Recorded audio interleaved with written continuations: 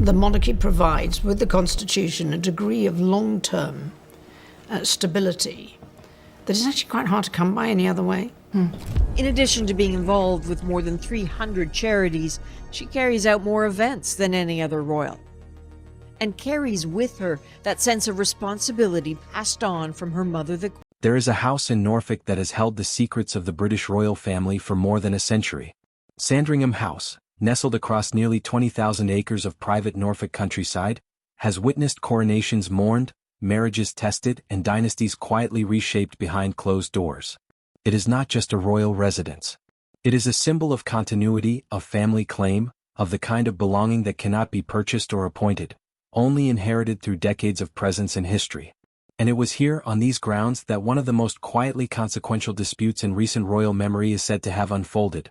A collision between two very different women, two very different understandings of what power in this family looks like, and one private wing whose legal status became the unlikely battlefield for a much larger war.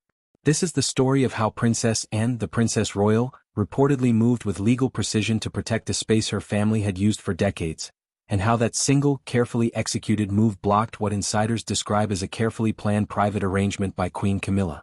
What makes this story remarkable is not the drama of it, though there is considerable drama here.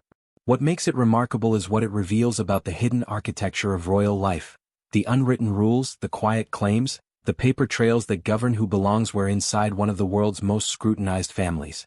To understand what happened, you first need to understand the place at the center of it all.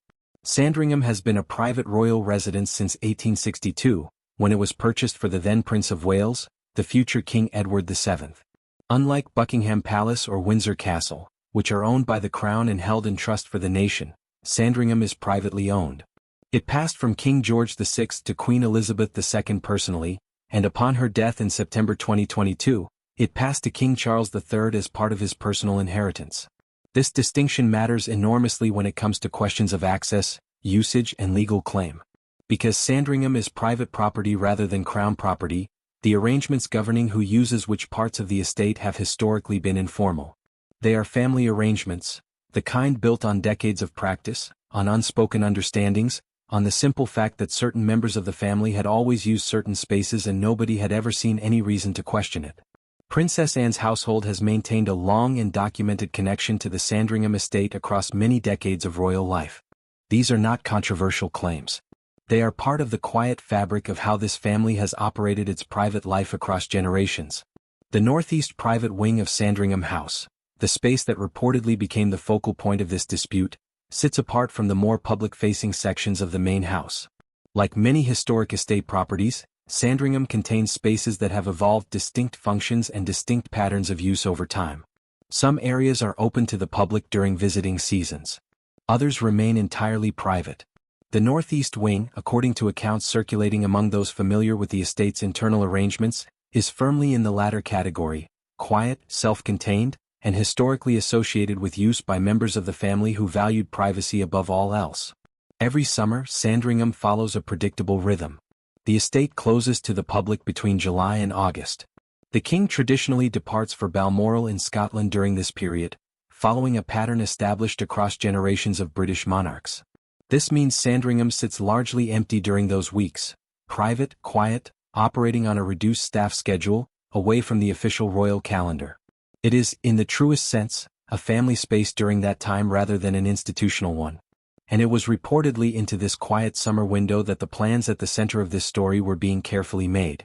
What reportedly triggered the confrontation between Princess Anne and Queen Camilla was not a sudden dramatic incident but rather a gradual discovery, a slow realization on Anne's part that something was being done to a space her family had long used, and that it was being done quietly enough that it might have succeeded entirely had it not been for a single act of loyalty from an unexpected source. According to accounts that have circulated among those with knowledge of royal household matters, Camilla's people had reportedly taken steps to arrange access to the northeast private wing of Sandringham for a private summer stay. This in itself would not necessarily have been unusual. Camilla is queen, and questions of who uses what on a private royal estate ultimately fall within the sphere of the monarch's household. But what reportedly accompanied this arrangement was something more troubling. There are claims, and these must be understood as claims, reported by sources rather than confirmed through official channels, that administrative steps were taken to reclassify certain historical usage records connected to that wing. The significance of such a move, if it occurred, would be substantial under British estate law and practice. When a family member has used a specific private space consistently over a long period of time, and when there are records documenting that consistent usage, this can form the basis of a recognized claim to that space. Not ownership in the conventional sense, but a legally acknowledged interest that cannot simply be overridden without due process. The paper trail behind consistent use is not merely administrative record-keeping. It is the foundation of legal standing. If records documenting decades of Princess Anne's household's use of that wing were to be reclassified as generic royal household usage rather than usage specifically attributed to the Princess Royal's household, the effect would be to erase the documented basis for any specific claim. Anne's family would, in essence, disappear from the administrative history of that space. And anyone subsequently seeking to use it would face no documented historical claim from Anne's side that could form the basis of a legal challenge.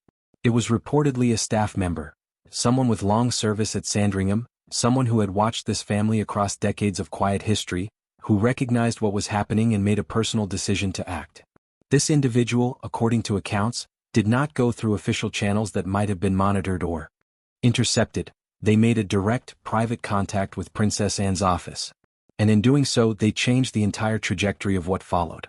Princess Anne is not a woman who is known for hesitation when she believes something important is at stake.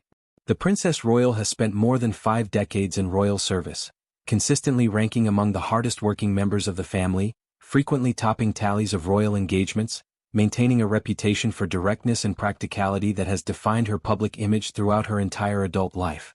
She is not given to drama. She is given to action. When the information reached Anne's private secretary, reportedly on a Tuesday morning, the response was rapid and methodical.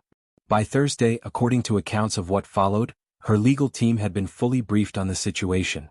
By the following Monday, a formal legal filing had reportedly been submitted, not to Buckingham Palace, but directly to the estate's administrative office in Norfolk. This routing matters enormously. Buckingham Palace is the administrative center of the royal household, the place where information flows through layers of staff, where requests are filtered and processed, where people with competing interests can influence what gets seen and when. By going directly to the estate office in Norfolk, Anne's legal team reportedly bypassed every layer of that machinery entirely. The filing landed where it needed to land without passing through any intermediary whose loyalties might have complicated its arrival. What the filing reportedly contained was comprehensive documentation of Princess Anne's household's historical use of the Northeast Wing, every piece of available evidence establishing the consistent, decades-long pattern that forms the basis of a recognized claim. Once such a document exists in the formal record, removing it requires a formal legal process. It cannot simply be made to disappear. Any attempt to override it would require the king to take formal legal action against his own sister over his own private estate, a prospect that, as anyone familiar with this family's deep aversion to public legal conflict would immediately understand, represents a scenario nobody in the royal household would willingly pursue. By the time Camilla's people reportedly contacted the estate office to inquire about the progress of the reclassification arrangement, it was already completely over. The filing was done. The window had been sealed, and had moved so quickly and so quietly that the entire legal structure was in place before anyone on the other side had realized the counterattack had even begun. And now, having secured everything she needed on paper and was not finished, there was still a family dinner to attend. Families, even royal ones, perhaps especially royal ones, eventually have to sit down together. The personal confrontation between Anne and Camilla that reportedly followed the legal maneuver did not happen in a lawyer's office or through official correspondence. It happened, as so many significant royal moments have happened throughout history, at a family dining table. A private family dinner at Windsor, reportedly hosted by King Charles in mid-March 2026, became the setting for what those present have described as one of the most charged moments in recent royal family history. The accounts that have emerged describe an atmosphere of considerable tension even before the most significant moment of the evening arrived. Camilla was already seated when Anne arrived. Those present reportedly noticed a brief, involuntary reaction cross Camilla's face at the moment and entered the room, something tight and sharp that passed in an instant before her composed public expression returned. It was a small thing. But in a room full of people trained across decades to read exactly such small things, it was noticed immediately. The dinner proceeded in the careful, measured way that royal family dinners proceed when something difficult is sitting at the center of the table. Conversation moved across safe topics. The kind that exist not because anyone is particularly interested in them but because they create the necessary social scaffolding to hold a gathering together when genuine conversation would be too exposing. Charles, by all accounts, played the role he has played with increasing frequency in recent years. The man at the center of competing pressures, trying to hold things together through careful neutrality. And then, in a natural pause in the conversation, and put down her fork. She looked directly across the table at Camilla. Not a glance. A sustained, deliberate look from someone who had already decided what she was going to say and how she was going to say it. She said, according to those present, that she was aware of what had been attempted at Sandringham. That the records, the ones that had been targeted for reclassification, were now in the hands of her lawyers. That it was done, and that there was nothing that could be done about it now. Then she picked up her fork and returned to her food.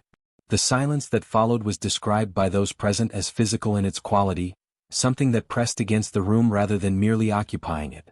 Charles reportedly stared at his plate. Staff near the doorway froze. Every person at that table found a sudden and consuming interest in their food. Camilla let the silence sit for one beat, then two. And then she smiled, a slow, warm, entirely prepared smile that appeared to have been waiting for exactly this moment. She responded with words that were light, almost sympathetic, as though and were a slightly confused woman who had been given some unfortunate misinformation.